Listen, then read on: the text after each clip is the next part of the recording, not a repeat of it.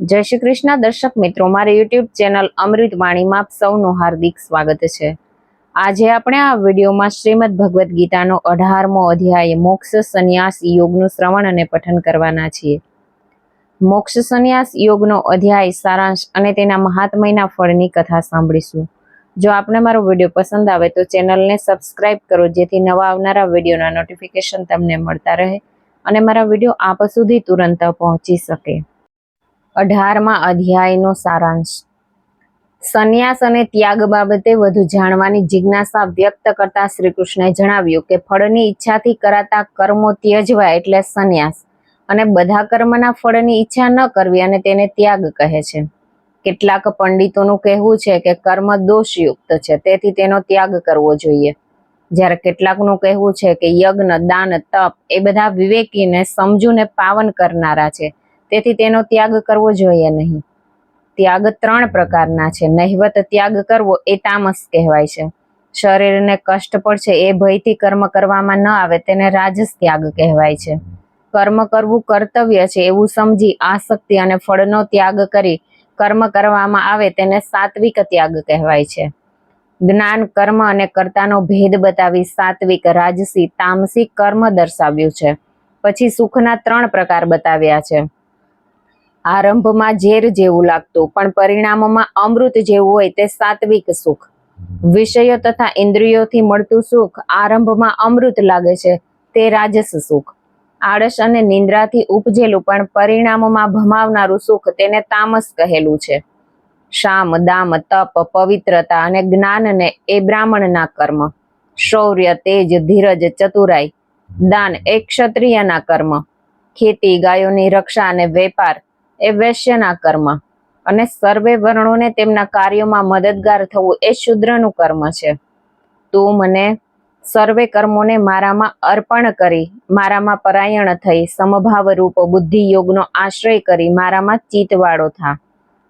મેં તને જે ઉપદેશ આપ્યો તેનામાં મારો અજ્ઞાનથી પેદા થયેલો મોહ નાશ પામ્યો હશે। છેવટે અર્જુન સંશય રહિત થઈ શ્રી કૃષ્ણના કહેવા મુજબ કરવા તત્પર થાય છે। જ્યાં ભગવાન શ્રી કૃષ્ણને જ્યાં ગાંડીવધારી અર્જુન છે ત્યાં લક્ષ્મી, વિજય અને અચળ નીતિ છે।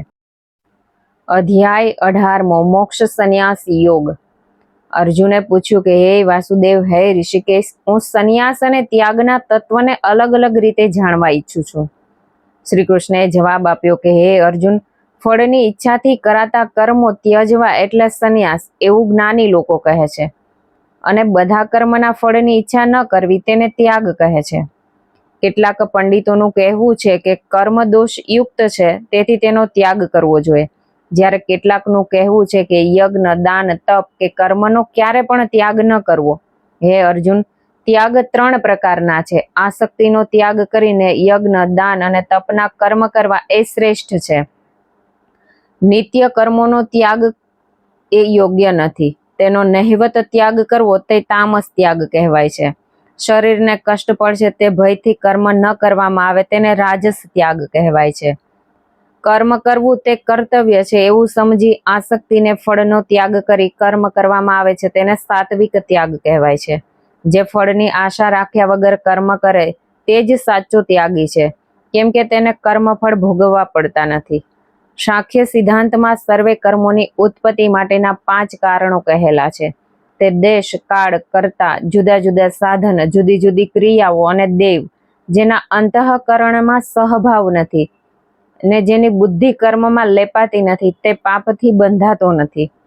કોઈ પણ કર્મ ઉત્પન્ન થવામાં જ્ઞાતા, જ્ઞાન અને જ્ઞેય હોય છે। આ 3 કર્મના પ્રેરક છે। ઇન્દ્રિય, કર્મ ને કર્તા આ 3 ક્રિયાના આશ્રય છે। જ્ઞાન, કર્મ ને કર્તા આ ગુણોના ભેદથી 3 પ્રકાર રહેલ છે। જે જ્ઞાનથી જુદા જુદા સર્વ પ્રાણીઓમાં અભિન્ન અને અવિનાશી પરમાત્મા તત્વને સમાન ભાવથી જુએ છે તે જ્ઞાનને સાત્વિક જાણ। જે જ્ઞાનથી પ્રાણીઓમાં રહેવા વાળું એક તત્વ જુદું જુદું ભાસે છે તે જ્ઞાનને રાજસ જાણ। જે જ્ઞાનથી એક પ્રતિમામાં ઈશ્વરને સંપૂર્ણ રૂપથી રહેલા જુએ છે તે જ્ઞાન નિર્મૂળ, તુચ્છ, પરમાર્થના અવલંબન રહિત છે તે જ્ઞાનને તામસ જાણ। આસક્તિ રહિત, રાગદ્વેષ રહિત અને ફળની ઈચ્છા રહિત કર્મને સાત્વિક જાણ। અહંકારને પરિશ્રમથી કરવામાં આવતા કર્મને રાજસી જાણ. શુભ અશુભ વાળું, ખર્ચ વાળું, હિંસા અને પોતાની શક્તિના વિચાર વગરનું અજ્ઞાનીનું કર્મ તામસ જાણ. જે આસક્તિ રહિત, અહંભાવ રહિત, ઉત્સાહ વાળો, સફળતા નિષ્ફળતામાં હર્ષ શોક ન કરતો, કરતા તું સાત્વિક જાણ. સ્નેહયુક્ત, ફળની ઈચ્છા વાળો, પારકા ધનની ઈચ્છા વાળો, ક્રૂર પ્રકૃતિ, અપવિત્ર અને લાભ હાનિમાં હર્ષ શોક કરનાર કરતા રાજસ જાણ. અસાવધાન, વિવેક શૂન્ય, ઉદ્ધત, શઠ, બીજાનું અપમાન કરનાર, ઉદ્યમ શૂન્ય, શોકયુક્ત અને કામને વિલંબમાં નાખનાર કરતા તામસ જાણ. બુદ્ધિ અને ધૈર્યના પણ ગુણો પ્રમાણે જુદા જુદા ભેદ પાડવામાં આવ્યા છે. જે વૃત્તિ, નિવૃત્તિ, કાર્ય, અકાર્ય, ભય, અભય, બંધ, મોક્ષને જે જાણે છે તે સાત્વિક બુદ્ધિ જાણ. જેના દ્વારા ધર્મ, અધર્મ, કાર્ય, અકાર્ય સમજાતા નથી તે રાજસી બુદ્ધિ છે. પણ અજ્ઞાનથી ઢંકાયેલ અધર્મને ધર્મ સમજનારી અને બધામાં અવળું જોનારી તામસી બુદ્ધિ જાણ. જે એકાગ્ર અને એકનિષ્ઠાવાળી ધૈર્યથી મન, પ્રાણ અને ઇન્દ્રિયોની ક્રિયાઓની ધારણા કરે તે સાત્વિક ધૃતિ જાણ. ધર્મ, અર્થ અને કામનું સેવન કરે, ફળની ઈચ્છા કરે તે રાજસી ધૃતિ જાણ. સ્વપ્ન, ભય, શોક, વિષાદ અને મદને છોડતો નથી તે તામસી ધૃતિ જાણ. હે અર્જુન, હવે 3 પ્રકારના સુખોને સાંભળ. જે સુખમાં મન પ્રસન્ન, દુઃખો વગરનું, શરૂઆતમાં ઝેર અને અંતે અમૃત જેવું, પરમાત્મા વિષયક બુદ્ધિની પ્રસન્નતા ઉત્પન્ન કરનાર સુખ સાત્વિક જાણ. વિષયને ઇન્દ્રિયોના સંયોગથી જે સુખ પહેલા અમૃત જેવું અને પછી ઝેર જેવું છે તે સુખ રાજસી જાણ. જે સુખ પહેલા અને પછી પણ આત્માને મોહિત કરે, નિંદ્રા, આળસ અને પ્રમાદથી ઉત્પન્ન થાય તે સુખ તામસી જાણ. હે અર્જુન, 3 લોકમાં એવો કોઈ જીવ નથી જે પ્રકૃતિથી ઉત્પન્ન થયેલા આ 3 ગુણોથી મુક્ત હોય. બ્રાહ્મણ, ક્ષત્રિય, વૈશ્ય અને શૂદ્રોના કર્મોને સ્વભાવથી ઉત્પન્ન થયેલા ગુણોથી અલગ કરાયા હોય. શમ, દમ, તપ, પવિત્રતા, ક્ષમા, જ્ઞાન, સરળતા, અનુભવ, જ્ઞાન અને આસક્તિતા એ બ્રાહ્મણના સ્વભાવજન્ય કર્મ છે. શૌર્ય, તેજ, ધૈર્ય, ચાતુર્ય, યુદ્ધમાંથી ભાગવું નહીં, ધનનું પ્રભુત્વ એ ક્ષત્રિયના સ્વભાવજન્ય કર્મ છે. સેવા ચાકરી કરવી એ શૂદ્રનું સ્વાભાવિક કર્મ છે. હે અર્જુન, જે પરમાત્મા સમગ્ર વિશ્વમાં વ્યાપ્ત છે તે પરમેશ્વરને પોતાના સ્વાભાવિક કર્મો વડે પૂજીને મનુષ્ય સિદ્ધિને પામે છે. દોષયુક્ત પણ પોતાના ધર્મ બીજાના ધર્મ કરતા સારો છે, કેમ કે પોતાના ધર્મ પ્રમાણે કર્મ કરવાથી પાપ થતું નથી. હે અર્જુન, જેમ અગ્નિ ધુમાડાથી ઢંકાયેલો હોય છે તેમ કર્મ પણ કોઈને દોષવાળું હોવા છતાં તેનો ત્યાગ ન કરવો જોઈએ. આસક્તિ રહિત, અહંકાર રહિત, ફળેચ્છા રહિત પુરુષ સંન્યાસથી સત્વરૂપ સિદ્ધિને પ્રાપ્ત કરે છે.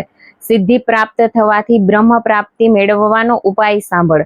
જે જ્ઞાનની પરાકાષ્ઠા છે, જે સાત્વિક ધારણાથી પોતાના મનને નિશ્ચલ રૂપી રૂપ રસાદી વિષયોનો ત્યાગ કરી રાગદ્વેષને છોડીને એકાંત અને વિશુદ્ધ સ્થાનમાં રહેનાર, થોડું ખાનાર, હંમેશા ધ્યાનમાં તલીન રહેનાર, વૈરાગ્યનો આશ્રય કરનાર, અહંકાર, બળ, દર્પ, કામ, ક્રોધ, વસ્તુ સંગ્રહ આ બધાનો ત્યાગ કરી મમતા રહિત શાંત ચિત્ત થઈને બ્રહ્મ ભાવને પામે છે. બ્રહ્મમાં રહેલો પ્રસન્ન ચિત્ત મનુષ્ય ન કોઈ નાશવંત કે અપ્રાપ્ય વસ્તુનો વિચાર કરે છે, તે બધા પ્રાણીઓમાં સમભાવ રાખે છે. મારા સ્વરૂપને જાણે છે, મારો આશ્રય લે છે, તે મારી પરમ ભક્તિ પામે છે. તું મનથી સર્વે કર્મો મને અર્પણ કરી મને સર્વસ્વ માની જ્ઞાન યોગનો આશ્રય લઈ મારામાં ચિત્ત પરોવ, તેથી બધા દુઃખ દૂર થશે. તો અભિમાનમાં આવી જઈ મારા વચન નહીં માને તો નાશ પામીશ. હું યુદ્ધ નહીં કરું તેમ તું કહે છે, પણ તારી પ્રકૃતિ તને યુદ્ધ કરવા પ્રેરશે, તેથી ન ઈચ્છતો હોવા છતાં પણ યુદ્ધ કરીશ. હે અર્જુન, આ ગુપ્તમાં ગુપ્ત જ્ઞાન શાસ્ત્રમાં મેં તને કહ્યું તેના વિશે વિચાર કર. આમ કરવાથી તારો મોહ નાશ પામશે. તું મારામાં મન પોરવ, મારો ભક્ત થા, મારું પૂજન અને નમસ્કાર કર. આમ કરવાથી તું મને મેળવીશ, કેમ કે તું મને પ્રિય છે. બધા ધર્મ છોડી મારા શરણે આવવાથી તને સર્વ પાપોથી છોડાવીશ. આ ભક્તને આ રહસ્ય જણાવીશ નહીં. ભક્ત આ ગૃહ્ય જ્ઞાન પ્રાપ્ત કરી મને પામશે. હે અર્જુન, આપણા બંનેના આ ધર્મયુક્ત ગીતા શાસ્ત્રના સંવાદનું જે કોઈ સદભાવથી અધ્યયન કરશે તેને જ્ઞાન યજ્ઞથી મારું પૂજન કર્યું હોય તેમ હું માનું છું. જે ગીતાનું શ્રવણ કરશે તે સર્વ પાપથી મુક્ત થશે. હે અર્જુન, તે એક ચિત્તથી ગીતા શાસ્ત્રને સાંભળ્યું, તારો મોહ હવે નાશ પામ્યો ને? અર્જુને જવાબ આપ્યો કે હે અચ્યુત, તમારી કૃપા વડે મારો મોહ નાશ પામ્યો છે અને હું મારા સ્વરૂપને સમજી શક્યો છું. હવે હું તમારી આજ્ઞા પ્રમાણે વર્તીશ.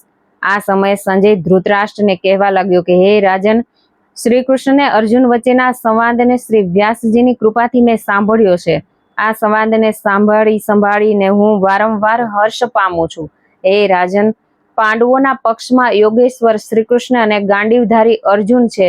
ત્યાં રાજલક્ષ્મી, વિજયલક્ષ્મી વિભૂતિઓ નિશ્ચિત છે, તે રૂપથી નીતિ છે. આ મારો મત છે. ઇતિ શ્રીમદ ભગવદ્ ગીતામાં મોક્ષ સંન્યાસ યોગ નામનો 18મો અધ્યાય સંપૂર્ણ. હવે આપણે 18મા અધ્યાયના મહાત્મયના ફળની કથા સાંભળીશું. ભગવાન શંકરે પાર્વતીજીને અને ભગવાન વિષ્ણુએ લક્ષ્મીજીને ગીતાજીના 18મા અધ્યાયના મહાત્મયના ફળ વિશે જાણવા જિજ્ઞાસા વ્યક્ત કરતા આ કથા કહી સંભળાવી. એક વખતે સ્વર્ગલોકમાં ઇન્દ્ર રાજા દેવોની સભા ભરી વાર્તાલાપ કરી રહ્યા હતા. એવામાં શ્રી વિષ્ણુનો એક પાર્ષદ ત્યાં આવ્યો. તે પોતાની સાથે 1000 આંખોવાળા પુરુષને લઈને આવ્યો હતો. ઇન્દ્રે આ જોયું અને તે આશ્ચર્ય પામ્યો. તેને કંઈક ગભરામણ થઈ અને તે વાતો કરતો કરતો નીચે ઢળી પડ્યો. વિષ્ણુના પાર્ષદે આ નવા આવેલા પુરુષને ઇન્દ્રના સિંહાસન પર બેસાડ્યો. સભામાં બેઠેલા દેવો આ નવા આવનાર પુરુષને માન આપવાના હેતુથી ઊભા થઈ સન્માન કર્યું. તેને આવકાર આપવા અર્થે મંગલ ગીતો ગાવાના શરૂ થયા અને નૃત્યગાન પણ થવા લાગ્યા. ઇન્દ્ર ભાનમાં આવતા તેને જ્ઞાન થયું કે મારી પાસેથી મારું સિંહાસન છીનવી લેવામાં આવ્યું છે. આથી તે વિષ્ણુ ભગવાન પાસે પહોંચ્યો અને પોતાનો શો અપરાધ થયો છે જેથી તેને સિંહાસન છોડવું પડ્યું તે બાબતમાં ખુલાસો પૂછ્યો. આથી વિષ્ણુ ભગવાને કહ્યું કે આ પુરુષ ગીતાજીના 18મા અધ્યાયનો રોજ નિયમિતપણે શ્રદ્ધાપૂર્વક પાઠ કરતો હતો. તેના પુણ્ય બળે તે 1000 આંખો ધરાવતો થયો. તે ઉપરાંત તેનું પુણ્ય બળ વધતા તે તમારા સિંહાસનનો અધિકારી થયો. જો તમે આમ શ્રદ્ધાપૂર્વક ગીતાજીના 18મા અધ્યાયનો પાઠ કરતા રહેશો તો તમે પણ તેના પુણ્ય બળે પાછા સિંહાસને આવી શકશો. આથી ઇન્દ્ર ગોદાવરી નદીના કાંઠે જઈ શ્રદ્ધાપૂર્વક ગીતાજીના 18મા અધ્યાયનો પાઠ કરવા લાગ્યા. ધીમે ધીમે તેમનું પુણ્ય બળ વધતું ગયું અને તેમને હવે ઇન્દ્રાસન કરતા વૈકુંઠ લોકની તાલાવેલી થઈ. છેવટે તે વૈકુંઠ લોક પામ્યા. ગીતાના 18 અધ્યાયોનું શ્રવણ કરનાર સૌ શ્રોતાગણ મિત્રોનો ખૂબ ખૂબ આભાર. અહીંયા ગીતાજીના 18 અધ્યાય સંપૂર્ણ થાય છે. ભગવાન શ્રી કૃષ્ણ સર્વ જીવોના હૃદયમાં નિવાસ કરે છે અને તેમના કર્મો અનુસાર તેમના ભ્રમણનું નિર્દેશન કરે છે. જો આપણે તેનું સ્મરણ કરીને આપણા સર્વે કર્મો તેમને સમર્પિત કરી દઈએ તો આપણે તેમની કૃપાથી સર્વે વિઘ્નો અને મુશ્કેલીઓને પાર કરી દઈશું. જય શ્રી કૃષ્ણ.